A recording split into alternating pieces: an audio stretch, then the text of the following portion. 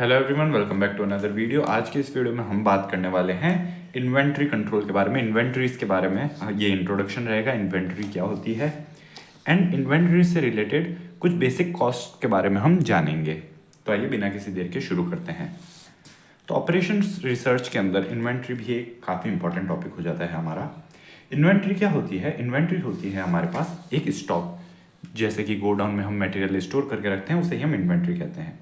तो an inventory can be defined as a stock of goods which is held for the purpose of future production or sales।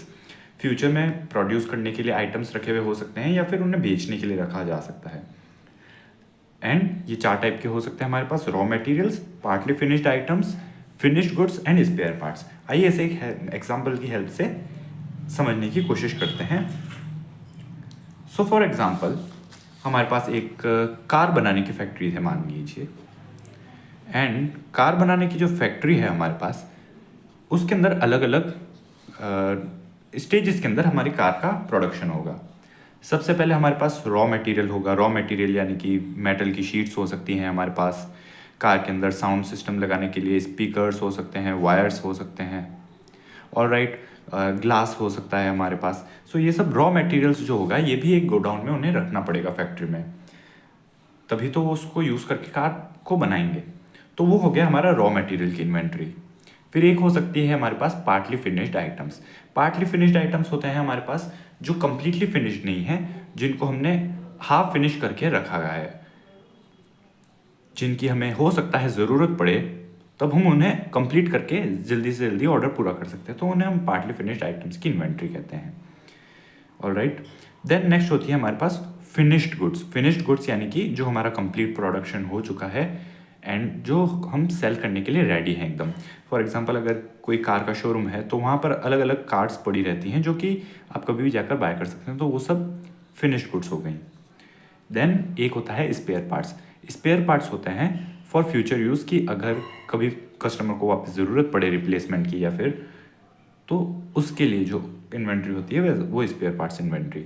For example, किसी के car का tyre में कोई problem आ जाए या फिर किसी के कार के रियर मिरर में कोई प्रॉब्लम आ जाए मिरर में, तो उसको वो चेंज करवाने जाएंगे तो वो पूरी की पूरी कार तो नहीं लेंगे, वो सिर्फ एक स्पेयर पार्ट लेंगे, तो स्पेयर पार्ट्स की इन्वेंट्री वो हो जाती है हमारे पास। तो ये तो हुई हमारे पास चार तरीके की inventory. Now some money cost. Money cost, इन्हें हम इकोनॉमिक पैरामीटर्स भी कहते हैं। तो कॉस्ट नाम से हमें पता चल रहा है कि कॉस्ट का मतलब क्या होगा। कॉस्ट का मतलब कि जैसे ही जब हमारे पास अगर स्टोरेज हम कर रहे हैं तो हमें कुछ कॉस्ट लगेगा, वो उसका हमें कुछ ना कुछ मनी लगेगा जो कि हमें पे करना होगा। ऑलराइट, फॉर एग्जांपल, इसे आप समझ सकते हैं। फॉर एग्जांपल, अगर कोई कंपनी है, कोई फॉर एग्जांपल शॉप है, वहाँ पर अगर वो कोल्ड ड्रिंक्स को स्टोर कर रहे हैं, तो वो कोल्ड ड्रिंक्स को हीट में तो स्टोर कर नहीं सकते, उन्हें एक रेफ्रिजरेटर चाहिएगा, या फिर डेयरी मिल्क स्टोर कर रहे हैं तो वो रेफ्रिजरेटर चाहिएगा। तो वो जो रेफ्रिजरेटर है उसको चलने के लिए इलेक्ट्रिसिटी लगेगी, एंड वो इलेक्ट्रिसिटी का बिल तो कस्टमर शॉपकीपर को ही पे करना है, वो तो प्रोडक्ट के सेलिंग में कहीं नहीं जुटेगा। तो वो जो कॉस्ट रहता है ना, उसे हम, वो एक टाइप का मनी कॉस्ट रहता है, वो एक टाइप का इकोनॉमिक पैरामीटर रहता है, वो हम देखेंगे स्टॉक कैरिंग स्टॉक के अंदर, कैरिंग कॉस्ट के अंदर हमारे पास आता है वो। तो इस तरीके से अलग अलग टाइप के कॉस्ट होते हैं। तो बेसिकली जो हमारे पास इन्वेंट्री में कॉस्ट होते हैं वो तीन टाइप के होते हैं। मेजर जो कॉस्ट होते हैं, एंड वो मेजर कॉस्ट कौन से हैं? सबसे पहला हमारा कैरिंग कॉस्ट, इसे हम होल्डिंग कॉस्ट भी कहते हैं, एंड इसे हम स्टोरेज कॉस्ट भी कहते हैं। ऑलराइट, एक दूसरा कॉस्ट जो हमारा होता है वो होता है हमारे पास शॉर्टेज कॉस्ट, इसे हम स्टॉक आउट कॉस्ट भी कहते हैं। एंड जो तीसरा एक हमारे पास मेजर कॉस्ट होता है वो होता है सेटअप, या फिर ऑर्डरिंग कॉस्ट भी हम कहते हैं इसे। ऑलराइट, नाउ जो कैरिंग कॉस्ट होता है उसे हम अपने टेक्स्ट में, जो हम हमारे वीडियोस में C1 से जानेंगे। जो शॉर्टेस्ट कॉस्ट होता है हमारा, उसे हम C2 से डिनोट करेंगे एंड जो सेटअप कॉस्ट होता है उसे C3 से डिनोट करेंगे। कुछ कुछ जो बुक्स होते हैं, कुछ कुछ ऑथर्स होते हैं, वो जो शॉर्टेज कॉस्ट होता है उसे CS से डिनोट कर देते हैं, होल्डिंग कॉस्ट को CH से डिनोट कर देते हैं, एंड जो ऑर्डरिंग कॉस्ट होता है उसे CO से डिनोट कर देते हैं। ये अलग अलग डिनोशंस हैं, आपको इनके बारे में पता होना चाहिए। ये तो हुए हमारे मेजर कॉस्ट। इनके अलावा भी हमारे पास कॉस्ट होते हैं, for example procurement cost, and then purchase price और direct production cost.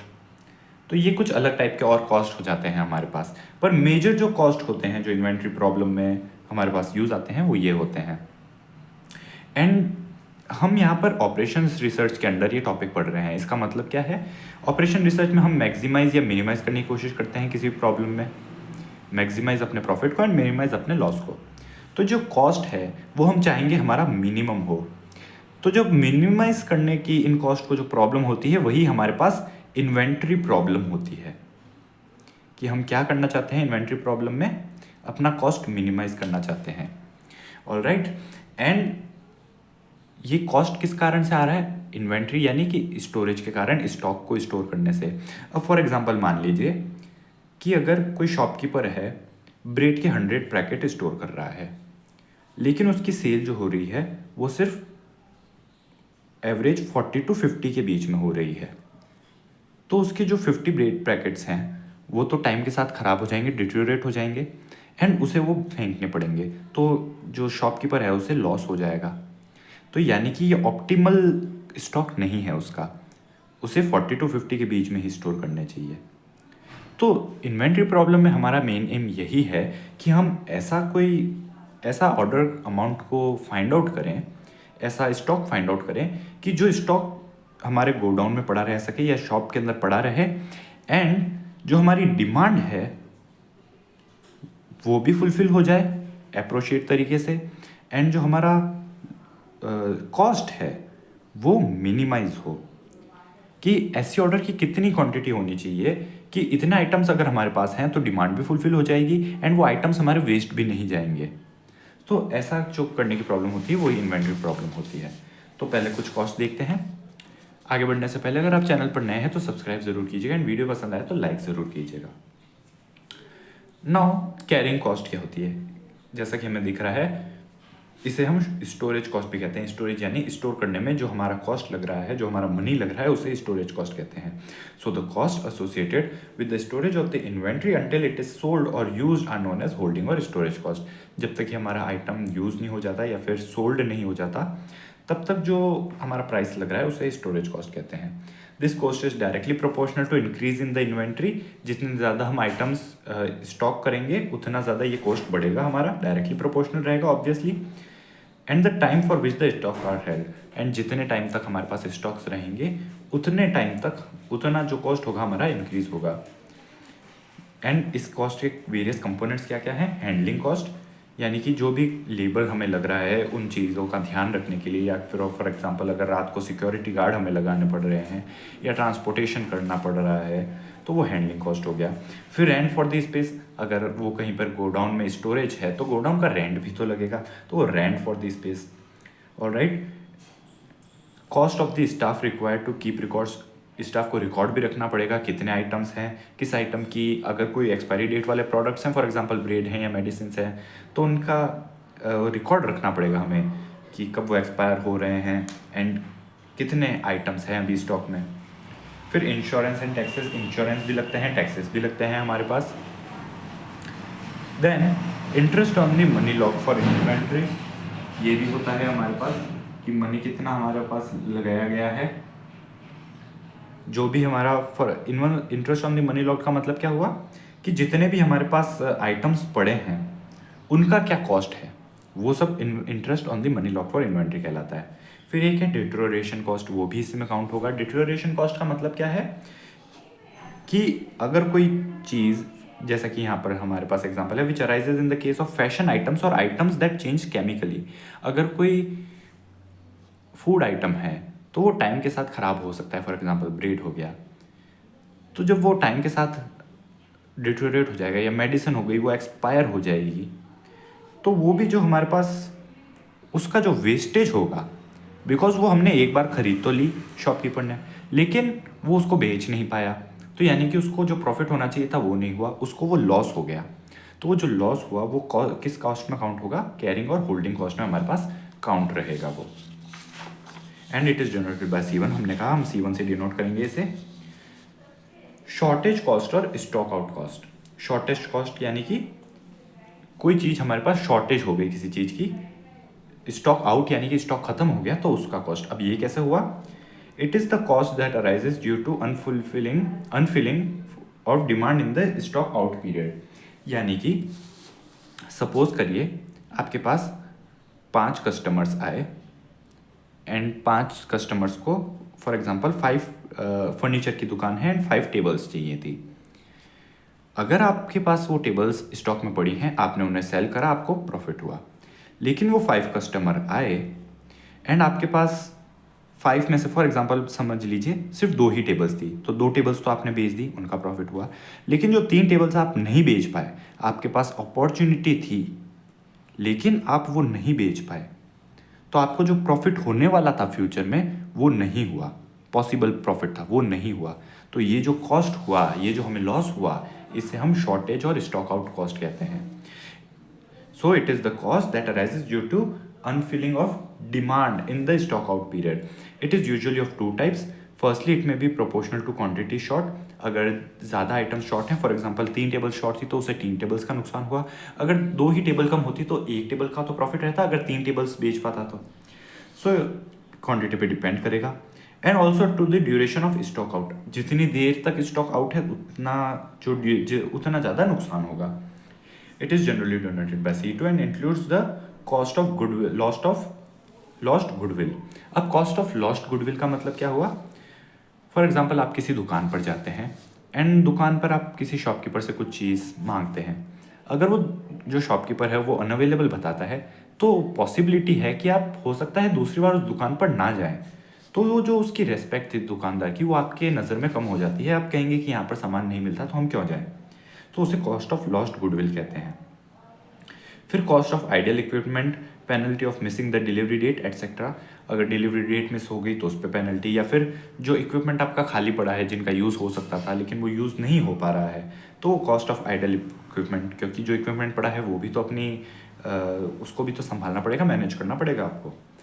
It frequently occurs in cases where back orders are permitted. Back orders यानी कि एक ऑर्डर के बाद दूसरा ऑर्डर के बाद तीसरा ऑर्डर, बार बार ऑर्डर आ सकते हैं, तो वहाँ पर ये अक्सर होता है। So this is the case when customers do not cancel their orders and wait till next lot arrives. Secondly, it may be proportional to quantity short only and it is independent of how long stock out period is. हो सकता है customer wait ना करे और चला जाए, तो इस कारण से हमें काफ़ी सेल्स लॉस्ट हो जाती है। It is most suitable for in case of lost sales where back orders are not permitted and result in lost sales. अगर कस्टमर आ गया लेकिन वो सोचे कि अगर आपके पास नहीं है तो वो किसी और दुकान के पास जाकर लेगा, उसे अर्जेंट रिक्वायरमेंट है, तो आपकी जो सेल्स है वो नहीं हो पाई जो होनी चाहिए थी। And go to the some other agency for their requirement. Sometimes customers withdraw their orders withdraw their orders also causing a major loss due to shortage of one item. यानी कि फॉर एग्जाम्पल कस्टमर आपसे 5 चीज़ें लेना रहा and आपके पास 2 items available थे but 3 items आपके पास available नहीं थे, तो हो सकता है वो आपके जो 2 आइटम आपसे लेने वाला था वो भी कैंसिल कर दे। वो सोचे कि मैं एक ही दुकान से जाकर 5 आइटम्स लूँगा, तो जो आपको प्रॉफिट और होने वाला था 3 का तो लॉस हुआ ही हुआ, जो 2 का लॉस और होने वाला था वो भी हो गया। सो ये भी स्टॉक आउट कॉस्ट में इंक्लूड होता है। नेक्स्ट है सेटअप और ऑर्डर रिप्लेनिशमेंट, ऑर्डरिंग कॉस्ट और रिप्लेनिशमेंट कॉस्ट। सेटअप कॉस्ट यानी कि अगर आप जब इन्वेंट्री सेटअप करते हैं तो उसके शुरुआत में जो कॉस्ट लगता है उसे कहते हैं हम सेटअप कॉस्ट, या फिर इन्वेंट्री को वापस पूरा फिल करने में। For example the cost of resetting the equipment for production of, for example अगर हमारे पास कोई भी इक्विपमेंट है तो उसे वापस रीसेट करने के लिए, ऑलराइट, जैसा कि फॉर एग्जांपल हमारे पास प्रिंटर्स हैं, फॉर एग्जांपल प्रिंटर की दुकान है, प्रिंटिंग की दुकान है, न्यूज़पेपर्स प्रिंट हो रहे हैं एंड न्यूज़पेपर्स प्रिंट हो गए दिन में, उसके बाद अगले दिन उन सभी न्यूज़पेपर्स को वापस से सेट करना रहेगा कि सब ऑन है, सब वर्किंग कंडीशन में है, सबकी कार्ट्रिजेस सही है कि नहीं है, पेपर्स फिल्ड है कि नहीं है। ऑलराइट, तो वो सब सेटअप का अंदर कॉस्ट हो जाएगा हमारे पास। और प्लेसिंग एन ऑर्डर, या फिर जब ऑर्डर प्लेस किया जाता है तो उसमें भी कॉस्ट लगता है, वो हो जाएगा हमारे पास। It is generally denoted by C3 and is not proportional to the quantity to be ordered. ये क्वांटिटी पे डिपेंडेंट नहीं है। फॉर एग्जांपल, एक और एग्जांपल अगर आप लीजिए, अगर आप फॉर एग्जांपल आटे की दुकान है, आटे की फैक्ट्री है, तो गेहूँ पीसने के लिए हमें एक मशीन लगानी पड़ेगी, गेहूँ पीसने की, गेहूँ की चक्की लगानी पड़ेगी ना। वो चक्की जो लगेगी वो एक बार लगेगी, लेकिन उसको लगाने का कॉस्ट होगा वो फिक्स्ड रहेगा। आप फिर चाहे उस चक्की से 10 बार ना गेहूँ पीस के आटा बनाएं, या फिर आप 20 बार बनाएं, या फिर 100 बार बनाएं, एक बार तो जो उसकी कॉस्ट लगेगी वो तो फिक्स्ड हो गई हमारे पास। तो वो हम उसे कहेंगे setup cost. This cost involves two types of cost, one associated with requesting and progressing of order. जब कस्टमर ने ऑर्डर मांगा तो उस ऑर्डर को प्लेस किया, तो वो ऑर्डर जब तक डिलीवरी चालू नहीं हुई तब तक उसको तैयार करने में जो कॉस्ट लगता है वो भी होता है। फॉर एग्जांपल, अमेजन से आप कोई प्रोडक्ट मंगाते हैं, तो उस प्रोडक्ट में आप देखते हैं ट्रैक ऑर्डर में अलग अलग पॉइंट्स बने हुए होते हैं। सबसे पहला जो पॉइंट होता है प्लेसिंग ऑर्डर होता है, एंड उसके बाद होता है डिस्पैचिंग ऑफ ऑर्डर, यानी कि ऑर्डर प्लेस करने के बाद वो डिस्पैच करते हैं। डिस्पैच करना यानी उसे तैयार करते हैं, उस पे लेबल्स लगाएंगे, उसको पैक करेंगे। तो वो जो कॉस्ट है वो भी सेटअप कॉस्ट ही है एक तरीके से, क्योंकि अभी तक ऑर्डर डिलीवर नहीं हुआ है, और डिलीवरी से निकलने से पहले तक का, प्लेसिंग ऑर्डर तक का, एंड उसकी एंट्रीज होंगी रजिस्टर्स के अंदर या इलेक्ट्रॉनिक डेटाबेस के अंदर कि इस कस्टमर को ये आइटम जाना चाहिए इस डेट तक, इस प्राइस में। तो वो सब जो कॉस्ट है वो हमारा सेटअप कॉस्ट है।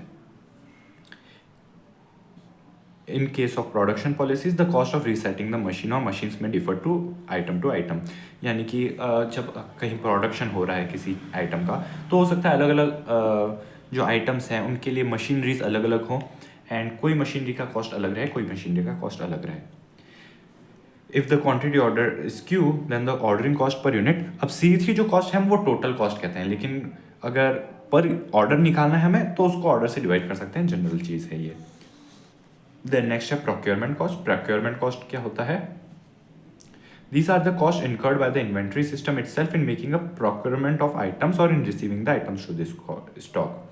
ये जो कॉस्ट होता है, ये इन्वेंट्री को खुद को जो स्टॉक जो कॉस्ट लगता है स्टॉक को स्टोर करने के लिए, मतलब खुद वो कहीं से बाय करके स्टोर कर रहे हैं। फॉर एग्जांपल, अगर कोई रिटेलर है, वो कई सारे चिप्स के पैकेट लेकर आ रहा है, उसे बाय कर रहा है होल सेलर से, तो उसे जो स्टोर कर रहा है, तो उसको स्टोर करने से पहले भी तो उसे खरीद कर लेकर आने होंगे, तो वो प्रोक्योरमेंट कॉस्ट होता है। Such cost are directly dependent on the quantity procured. Thus, if Q units are procured, then the cost of procurement may be denoted by FQ. For example, जैसा कि मैंने कहा, अगर कोई रिटेलर है, वो होलसेलर से सामान लेकर आ रहा है, तो वो ऐसे ही हवा में तो आएगा नहीं, वो किसी ना किसी ट्रक के अंदर आएगा, किसी ना किसी, हो सकता है लोडिंग टैक्सी में आए, या फिर किसी ना किसी ट्रांसपोर्टेशन के थ्रू आएगा। तो जो ट्रांसपोर्टेशन चार्जेस हैं वो क्या हैं?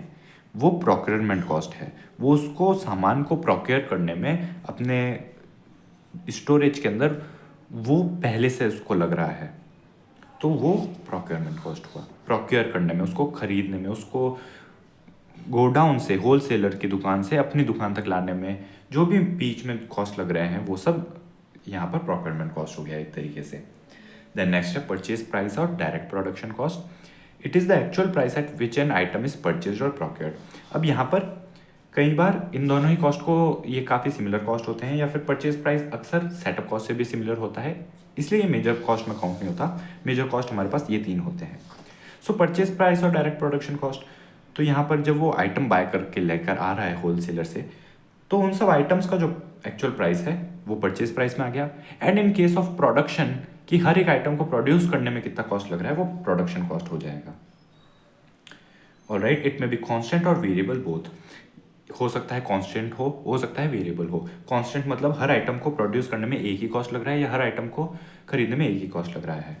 अगर होलसेलर कहे कि वो आपको सभी जो आइटम्स है एक ही कॉस्ट पर देगा, तो वो कांस्टेंट हो गया। लेकिन अगर वो कहे कि अगर आप 100 आइटम्स पे करेंगे, 100 आइटम्स बाय करेंगे तो एक स्पेशल डिस्काउंट देगा, फॉर एग्जांपल 10% डिस्काउंट। तो ये जो होता है ये वेरिएबल हो गया फिर कॉस्ट हमारा। 50 आइटम्स पे डिस्काउंट नहीं है पर 100 आइटम्स पे डिस्काउंट है। सो फॉर इंस्टेंस देयर में be a discount offer on big lot size. इसलिए लॉट साइज यानी कि क्या है, जो अमाउंट हम लेकर आ रहे हैं क्वांटिटी का उसे ही हम लॉट कहते हैं। सो अगर बिग लॉट साइज है तो उसके कारण से हमें डिस्काउंट मिल सकते हैं, उसके कारण से हमें रिडक्शन मिल सकता है कॉस्ट के अंदर, वो कॉस्ट हमारा कम हो सकता है। So this was all in this video. Next video में हम बात करेंगे कुछ और वेरिएबल्स के बारे में जो इन्वेंट्री प्रॉब्लम में हमारे पास यूज़ होंगे, उनका मतलब हम समझेंगे। उसके बाद आने वाले वीडियोस में हम इन्वेंट्री प्रॉब्लम के डिफरेंट मॉडल्स के बारे में बात करेंगे। तब तक के लिए take care and thanks for watching.